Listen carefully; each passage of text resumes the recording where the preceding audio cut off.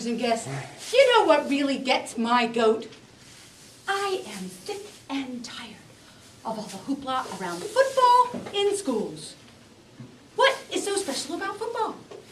Homecoming, football, big donors and newspaper stories, football.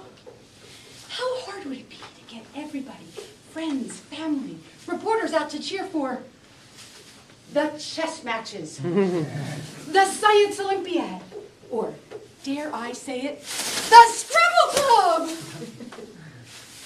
Let's face it, the nerds and the artsy-fartsy students are getting the short end of the stick. Well, I do realize there have been some improvements in recent years. Did you know that the National Spelling Bee has coverage on, wait for it, ESPN? Well, that was another great performance by Adrian Peterson last night. We'll shift gears and take a look at the Gillette Close Shave Play of the Week. Sphygmomanometer. S-P-H-Y. Why, that kid could go all the way! Today, let's consider how easily we could get everyone to feel part of the in crowd in schools. What would that look like? First, how would we go about doing that and getting everybody involved? Second, what are the rewards for doing so? And third, let's not kid ourselves, there are risks to this approach, and I'll talk about them too.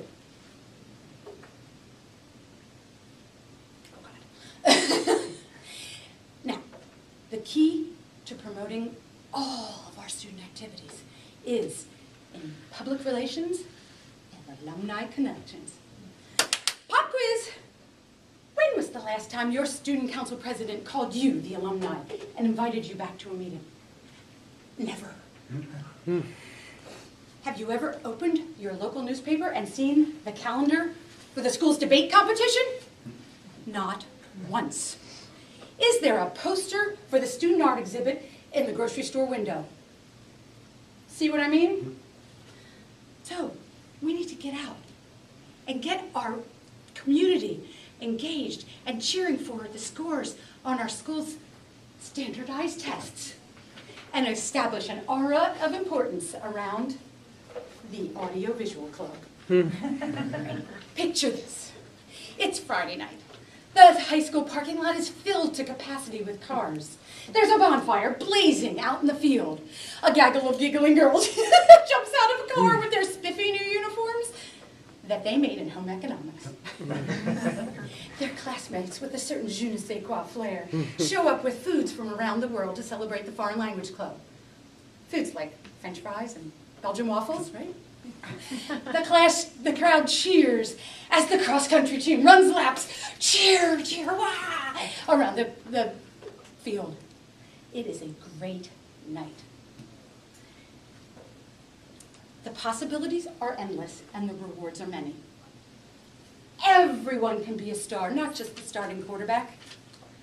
That boy with the greasy hair and the pimply face and the Coke bottle glasses. You know, Ralph from the Scrabble Club. Is it that hard to imagine him coming to the prom with the homecoming queen on his arm? Oh wait, no, how about the home economics queen? Right, it could happen. And what parent isn't proud of his child's A in English? So let's go out and raise money for the annual poetry reading. Can't you just hear the crowd cheer as the champion addresses the crowd?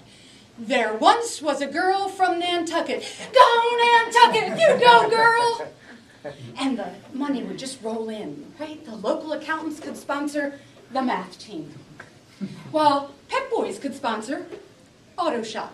Heck, even the state penitentiary could sponsor after-school detention. Okay, maybe not that last one, but you know, there's all these school budget cuts, right? We need to get out and tap into our local advertisers and fill that gap. But let's not stick our heads in the sand and think that we can do this without any risks. I mean, if you look at college football, right, you see the alumni and the donors and the recruiters, they're out enticing players with fancy cars and nice meals. Well, just imagine what would happen if Radio Shack tried to entice our robotics club with microchips and flash drives. And what about the Heisman Trophy winner, the one who was suspended for selling his autographs? Well, imagine the shockwaves that would reverberate over the fruited plains if our National History Day winners were busted trying to hawk, wait for it, their John Hancocks? Yeah, you got it. Anyway, gambling is also a risk, right? In football, wagering has gotten really bad, out of hand. Last year, in the Super Bowl, did you know that they were taking bets on the number of times that announcers would mention the parents of the Harbaugh brothers? It's crazy, right? So we need to guard against that kind of activity in our behavior. And just imagine, right? The over-under betting in the yearbook club for the number of seniors who would not show up for their portraits. It would be a travesty. Fellow Toastmasters, there you have it. We could take a page from the same old playbook, or we can make a difference and make a change. Let's get out and have fair play in all of our schools. Don't just support the football team, support all teams. But don't forget that we need to be conscious of the money behind the game, because if you're not careful, before you know it, there's going to be a Vegas line on the over-under counts for all counts in our next Toastmasters meeting.